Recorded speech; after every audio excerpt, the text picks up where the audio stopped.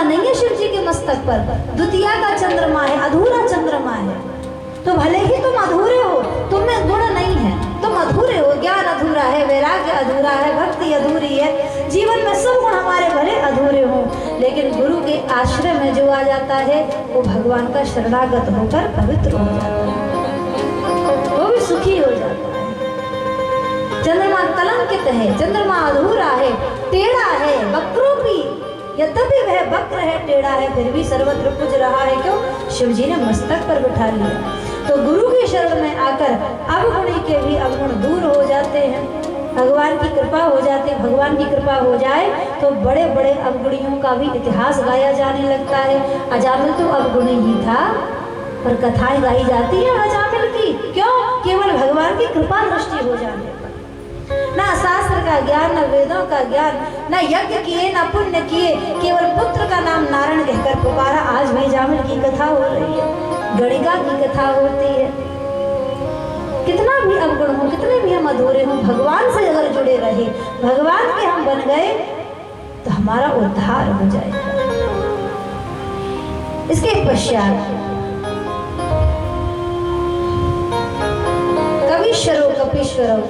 कपीश्वर श्री हनुमान जी महाराज और कवीश्वर श्री वाल्मीकि जी की भी स्तुति करी है, क्योंकि दोनों ही भगवान श्री राम की कथा को गाने वाले हैं। सीता जी को प्रणाम किया है। यन माया वसवर्त विश्वमखिलम ब्रह्मादि देवासुरा, जिनकी माया से ही वशीभूत होकर संसार दिखाई दे रहा है। सीता माया है, शक्ति है भगवान की। इन शक्ति के माध्यम से ही तो भगवान सारी सृष्टि को प्रकट करते हैं। उद्भव स्थिति संहार कारिणी क्लेश हारिणी, संसार की जो उत्पत्ति को करने वाली हैं, पालन करने वाली हैं, संहार की कारिणी है, ऐसी भगवती सीता मैया को प्रणाम है। बोलो सीता मैया की। अंत में यह कथा किसके लिए कहने जा रहा हूँ, यह बात कही कि नाना पुराण निगमागम सम्मितम रामायणे निगतम कुछ दिन तोपि स्वांतः सुखाय तुलसी रघुनाथ गाथा भाषा निबंध मति मंजुल मातनोति। नाना पुराण, जितने भी पुराण हैं, वेद हैं, शास्त्र हैं, जो बातें उनमें विद्वानों ने कही हैं, उनको ही सूक्ष्म में, सार में इस रामचरितमानस में एकत्रित करके मैं प्रदान कर रहा हूँ। जो भी पुराणों में ज्ञान कहा गया, वेदों में कहा गया, ग्रंथों में कहा गया, शास्त्रों में कहा गया, वह सब ज्ञान रामचरितमानस में है। रामचरितमानस पढ़ लेने के बाद आपको ना कोई वेद पढ़ने की आवश्यकता है, ना पुराणों की आवश्यकता है, ना ग्रंथों की आवश्यकता है। समस्त ग्रंथों का सार, समस्त पुराणों का सार, वेदों का सार श्रीमद्भागवत श्री रामचरितमानस जी है। जैसे वृक्ष होता है, वृक्ष का पूरा जो स्वाद होता है उसके फल में प्रकट होता है, ऐसे ही जितने भी वेद पुराण रूपी ज्ञान के वृक्ष हैं, उन सब का रस जो है वो रामचरितमानस के फल के रूप में है। इसमें स्वाद भी है, मिठास भी है और ज्ञान, सब कुछ इसमें विद्यमान है। आज भी कोई भी कथावाचक हो, चाहे गांव का हो, शहर का हो, कितना भी बड़ा विद्वान हो, कोई भी पुराण की कथा कहे, कोई भी ग्रंथ की कथा कहे, भैया जैसे तुलसी दल के बिना भगवान का भोग अधूरा रहता है, ऐसे ही तुलसीदास जी की चौपाइयों के बिना सबकी कथा अधूरी रहती है। कोई भी पुराण की कथा कहे, तुलसीदास जी की चौपाइयाँ तो बीच में गा ही देगा, उदाहरण में लगा ही देगा, क्योंकि समस्त ग्रंथों का, पुराणों का ज्ञान श्री रामचरितमानस जी में विद्यमान है। जिन प्रभु की कृपा से मुख होई वाचाल, पंखु चढ़े गिरिवर गहन, गूंगा बोलने लगता है, लंगड़ा पहाड़ चढ़ जाता है, बस इन्हीं प्रभु की कृपा से यह वाणी कथा कह पा रही है। क्या सामर्थ्य है मनुष्य की, इस साधारण बुद्धि की, जिन प्रभु का वर्णन वेदों ने भी नहीं कर पाया, जिन प्रभु के बारे में वेद भी नीति कह कर हार गए, उनकी कथा अगर कोई वाणी कह रही है तो ये प्रताप भगवान की कृपा का ही होता है। किसी की बुद्धि, किसी की वाणी इतनी सामर्थ्यवान नहीं उन प्रभु की कथा कह सके, जिनकी कृपा से गूंगा बोलने लग जाता है, लंगड़ा पर्वत चढ़ जाता है। बस इसी प्रकार तुलसीदास जी कहते हैं कि मैं भी भगवान की कथा कह पा रहा हूँ उनकी कृपा से। और कथा में सर्वप्रथम तुलसीदास रविदास जी ने गुरुदेव के चरणों की वंदना करी है। जब तक जीवन में गुरु की कृपा नहीं होती, गुरु का आश्रय नहीं होता है, तब तक भगवान का ठिकाना भी नहीं मिलता। गुरु कौन होते हैं? गुरु जीवन के मार्गदर्शक होते हैं। जब तक जीवन में गुरु नहीं बनाओगे तब तक भटकते रहोगे। लोग कहते हैं भजन करो, पूजन करो, नाम जपो, पर किसका नाम जपे? कौन सा मंत्र पढ़े, कौन सी माला करे, कौन सी मूर्ति पूजे, इसी भटकाव में रहते हैं ना। शिवरात्रि आई तो ओम नमः शिवाय, ओम नमः शिवाय, पूरा गांव दौड़ पड़ेगा शिव जी के मंदिर की ओर। साल में भी जो मंदिर नहीं जावे वो शिवरात्रि को जरूर जाएगा। मानो बाकी दिन पर तो भोले बाबा छुट्टी पे चले जाते हैं, एक ही दिन को गांव में आते हैं। सुबह से लेके शाम तक शिव जी के मंदिर में भीड़ लगी रहती है। भक्ति छुड़ जाती ना, शिव जी को मना ले। फिर नवरात्रि आएगी तो जय माता दी, जय माता दी है। जन्माष्टमी आएगी तो जय कन्हैया लाल की, जय कन्हैया लाल की। भक्ति हम कर रहे हैं लेकिन ठिकाने की भक्ति नहीं है। कौन बड़े हैं, किसको पूजे, किसको भजे, किसका नाम लें, कौन सी माला कर लें, कौन सा मंत्र ले ले। कई लोग तो इसी चक्कर में पड़े रहते हैं, फलाना मंत्र जपो तो लक्ष्मी मैया आ जाएगी, फलाना मंत्र जपो तो व्यापार बढ़ जाएगा। आजकल तो बड़ा टोटके का फैशन चल गया है। मोबाइल में देख देख के माताएं तो पंडितों से भी ज़्यादा जानकार हो गई। कई जगह में जाती, वहाँ जाती पूछने, फलाने कथावाचक ऐसा कह रहे थे कि ऐसा करने से ऐसा हो जाता। मैंने तुम करके देख लो भैया, ना मैंने सुना ना मैंने किया। जिसको जो टोटका करना है सो करो। पहले शिव जी के मंदिर में जाओ तो सुबह सुबह बेल पत्र है, धतूरा है, दूर्वा है, फल फूल आदि देखने को मिलते थे। अब शिव जी के मंदिर में चले जाओ तो काली मिर्ची, सफेद मिर्ची, लाल मिर्ची, जितने रसोई के मसाले सब शिव जी की खोपड़ी पर चढ़ा जाएंगे। अलग अलग टोटके करती फिरेंगी, करती है। याद रखिए, भाग्य का लेखा कभी नहीं पलटेगा। जो भाग्य में है वो मिलेगा, जो नहीं है वो नहीं मिलेगा। कोई टोटका तुम्हारे कर्म बंधन को नहीं तोड़ सकता, केवल भगवान का भजन ही उद्धार करता। इसलिए टोटकों के चक्कर में नहीं पड़ना चाहिए, और खासकर तो मोबाइल पे टोटके देखकर। अरे कुछ अगर समस्या है तो किसी विद्वान से, किसी पंडित जी से जाकर पूछिए, लेकिन सावधान रहिए। हम अपनी कामनाओं के कारण भटक रहे हैं। किसको पूजें, किसको माने, किसको भजें, ठिकाना नहीं है जीवन का। देखो भगवान तो सब एक ही है, वही राम है, वही कृष्ण है, वही शिव है, वही दुर्गा है।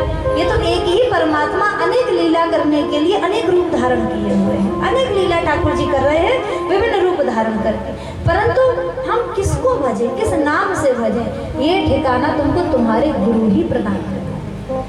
सनातन धर्म में तुम जब दीक्षा लोगे तो 3 चीजें तुमको प्राप्त होंगी। पहली चीज तो गुरुजी देंगे मस्तक का तिलक।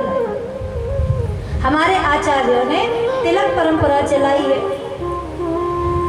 एक आजकल बड़ा गाना चलता है, लोग बड़ी मौज से गाते भी हैं, छाप तिलक सब छीन ली। ये तो बिल्कुल नहीं गाना चाहिए। ये तो उन लोगों का गाना है जिनकी छाप तिलक छीन ली चुकी थी, जिन्होंने धर्म बदल दिया था। हमारा तो तिलक और छाप ही सर्वस्व है सनातन हिंदू धर्म के लोगों का। ये गाना तो किसी को गाना भी नहीं चाहिए। गुरु बनाओगे सबसे पहले तिलक मिलेगा। अलग अलग संत बाबा जी अलग अलग डिजाइन का तिलक लगा रहे थे। इसका मतलब ये नहीं है जिसको जो पसंद आ गया वो डिजाइन बना लिया। गुरु शिष्य परंपरा में ये जो तिलक होता है ये भगवान का मंदिर कहा जाता है, जिसको मस्तक पर धारण किया जाता है। गुरु जी अपने आचार्य परंपरा के अनुसार प्राप्त पहले तिलक देंगे, मानो एक मुहर लगा देंगे। कागज पे मुहर लगा दो, कागज पक्का हो जाता है ना। तो ये क्या है, ये मुहर है, तुम भगवान के हो। सनातन हिंदू धर्म में दीक्षा लोगे, पहली चीज मिलेगी तिलक। दूसरा मिलेगा क्या, गले में तुलसी की माला। अगर शिव और शक्ति का कोई मंत्र लोगे तो रुद्राक्ष पहनने को प्रदान किया जाएगा। नारायण, विष्णु, राम, कृष्ण आदि के नाम की दीक्षा लोगे तो तुलसी प्रदान की जाएगी। ये पवित्र वस्तुएं प्रदान की जाती हैं, जीवन में पवित्रता आए, सकारात्मकता आए, मन को नियंत्रण करने का, बुद्धि को एकाग्र करने का बल प्राप्त हो, ये चीज प्राप्त होगी। तीसरी चीज गुरुजी देंगे आपको मंत्र। भटकते हो ना, कौन मंत्र जपे, कौन सा नाम जपे, तो तीसरी चीज गुरु तुमको मंत्र दे देंगे। कहीं कुछ नहीं जपना, यही जपना है। चाहे कोई भी काम ना हो, संसार की भी कोई काम ना हो, गुरु मंत्र का जाप कीजिए।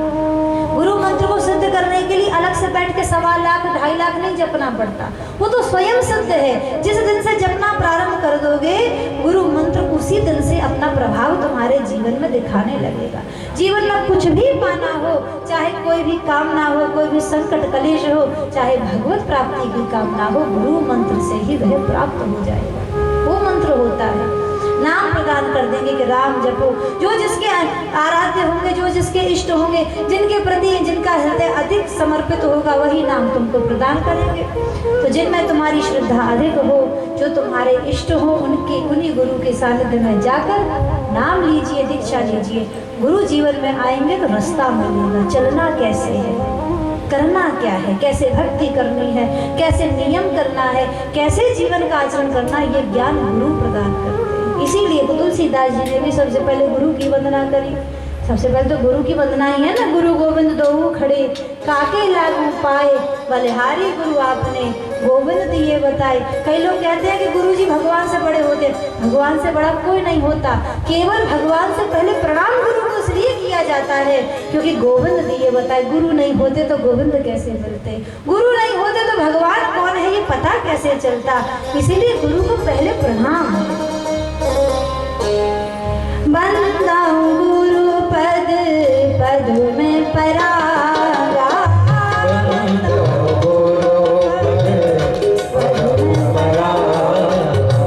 सुरुचि सुहास सरस अनुराग,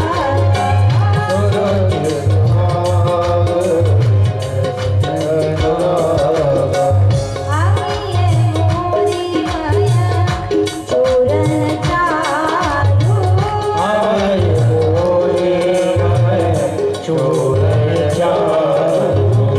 समन सकल भव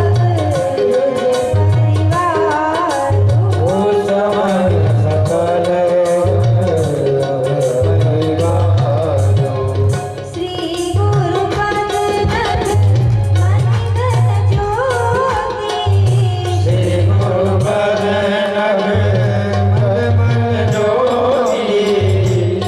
गुरु पद नभ मनिधन ज्योति,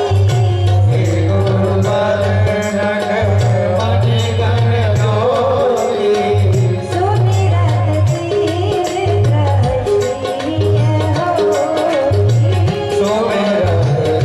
तीव्र श्रीय गुरु पद रजे गुरु पद रजे रघु मंजुल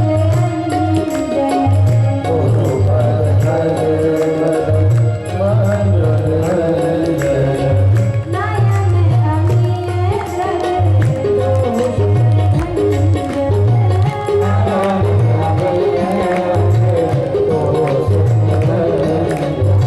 श्री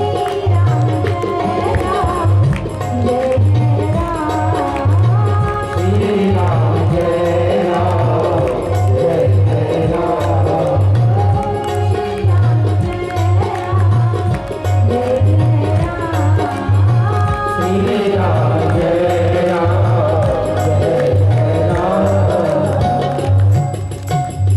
बंदा प्रणाम किया गुरु पद पदों में, गुरु के चरण कमलों के पराग को। किसी पुष्प में जो सुगंध होती है वो पुष्प के पराग से उड़ती है। भौरा कमल पर बैठता है तो फूल को नहीं खाता, उसमें जो पराग है, जो रस है, उसी को स्वाद लेता है। उस सुगंध को प्रणाम है गुरु के चरणों के सुरुचि सुवास सरस अनुरागा। जो सुरुचि हमारी रुचि बदल दे, हमारी रुचियों को बदल दे, सुरुचि सुंदर रुचि हो जाए, हमें सुंदर वस्तुओं में रुचि होने लगे, सुंदर मार्ग, सुंदर आचरण, सुंदर विचार, सुंदर वाणी, गुरु के चरणों के पराग की कृपा से सुवास जीवन सुगंधित हो जाए। सुवास यानी सुंदर वास, सुगंधित जीवन हो। सरस, सरस कहते हैं सरलता को। जीवन सरल हो जाए। गुरु की कृपा से जीवन में सरलता आती है। दुनिया में सब चीज सरल है, परंतु सरल होना ही सबसे कठिन है। पद पा लेना सरल है, अधिक धन पा लेना सरल है, जीवन में बड़ी बड़ी उपलब्धियां व्यक्ति पाले बहुत सरल है, परंतु उपलब्धियां पाकर भी सरल बना रहे ये बहुत कठिन है। पद पाते ही अहंकार, संपत्ति पाते ही अहंकार, थोड़े से भाई उपलब्धि पाई और अहंकार, सरलता खो जाती है। और जीवन में सरलता ही भगवान को प्रिय है। शबरी की सरलता पर ही तो रिझे भगवान, केवट की सरलता पर ही तो रिझे भगवान। सुनी केवट के बैन प्रेम लपेटे अटपटे, अटपटी वाणी सुनकर उसकी सरलता देखकर भगवान उसकी सरलता पर ही रिझे।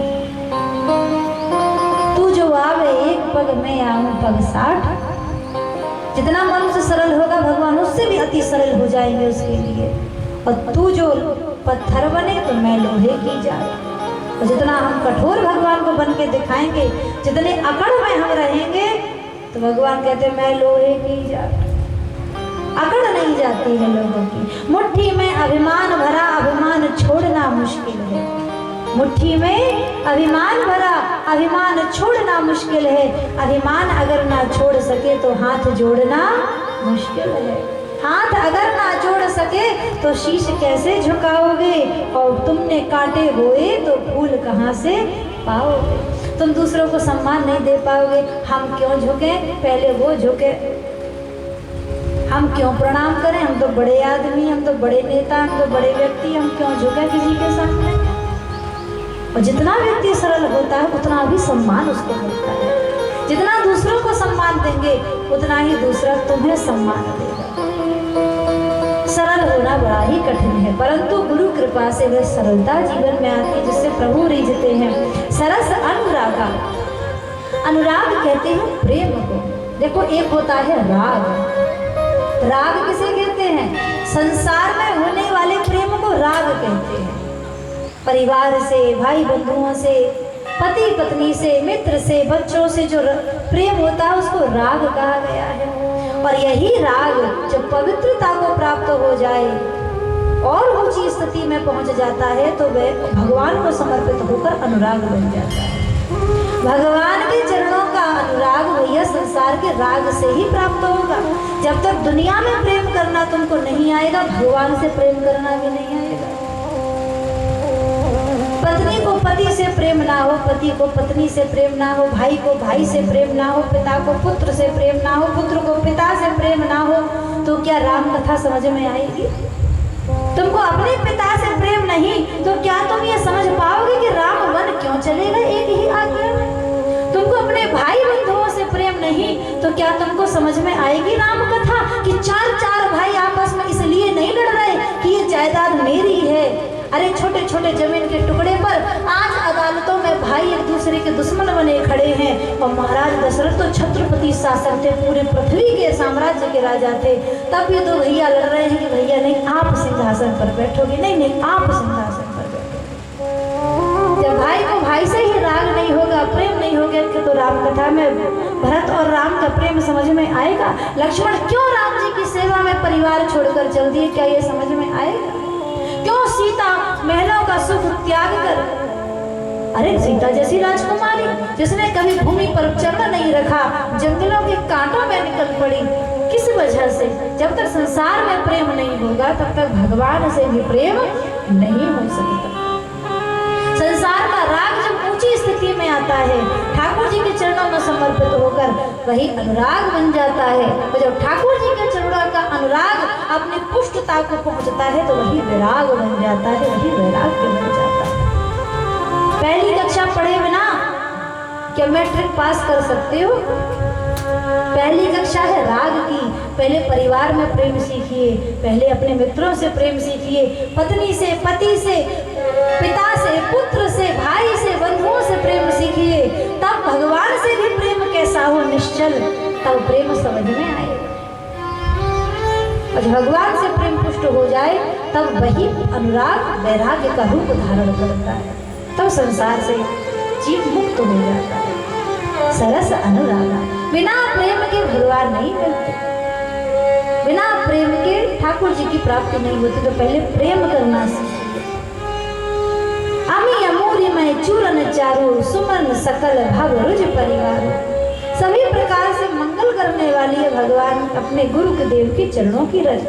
गुरु पद रज मृदु मंजुल अंजन, तुलसीदास जी कहते हैं कि गुरु के चरणों की जो रज है वह आंखों का अंजन है, काजल है। इसका मतलब ये नहीं कि चरणों की रज उठा के आंख में मल लो, अर्थात गुरु के चरणों में श्रद्धा रखोगे। चरणों में श्रद्धा रखने का मतलब क्या होता है? चरण पकड़ के बैठ जाना नहीं होता। जब मैया पार्वती का विवाह हुआ तो मैना रानी ने मैया पार्वती को उपदेश किया कि नारी धर्म देव न दूजा, नारी के लिए पति के अलावा दूसरा कोई देवता नहीं होता। नित्य अपने पति के चरणों की पूजा करना।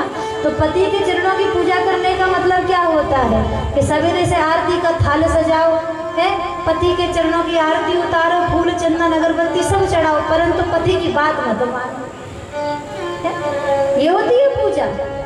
पूजा का मतलब आज्ञा का पालन करना। जो गुरुदेव कह रहे हैं उसको मानना, उसमें श्रद्धा रखना, उनके आचरण पर चलना, चरणों के पीछे पीछे चलना। चरण नहीं पकड़ने हैं, गुरुदेव के चरणों के पीछे पीछे चलना है। जिस मार्ग पर हमारे गुरु चल रहे हैं, जैसा आचरण हमारे गुरु कर रहे हैं, जैसी वाणी हमारे गुरुदेव कह रहे हैं, उस वाणी पर चलने को ही गुरु के चरणों की वंदना कही गई है। गुरु की फोटो ले आए, घर में सजा के रख ली, अगरबत्ती बहुत घुमाई, गुरु को तो बहुत माना लेकिन गुरु की एक नहीं मानी, तो क्या जीवन तर जाएगा? तो क्या उद्धार हो जाएगा? गुरु जो कह रहे हैं उसका आचरण करना ही गुरु के चरणों की वंदना है। और गुरु के वचनों का अंजन अर्थात ज्ञान को जो आंखों में भर लेगा उसको फिर साफ दिखाई देने लगता है। आंख से धुंधला दिख रहा हो तो दवाई डाल दी जाती है तो साफ दिखने लगता है। आंखों में धुंधलापन आ गया हो उम्र बढ़ते ही तो लोग क्या करते, चश्मा पहन लेते। अब चश्मे में क्या है, अब धुंधला नहीं दिख रहा, अब सब बराबर दिख रहा है। जो छोटा है छोटा दिख रहा है, जो बड़ा है जो जितना है उतना दिख रहा। अब छोटा बड़ा ऊपर नीचे धुंधला काला पीला कुछ नहीं दिख रहा, जो जैसा है वैसा दिख रहा है। ऐसे ही गुरु का ज्ञान आंखों पर जब चढ़ता है तो संसार का सत्य दिखाई देने लगता है। सत हरि भजन जगत सब सपना, संसार का सत्य दिखाई देने लगता है। ऐसे गुरु के चरणों की वंदना करिए। बोले गुरुदेव भगवान की जय।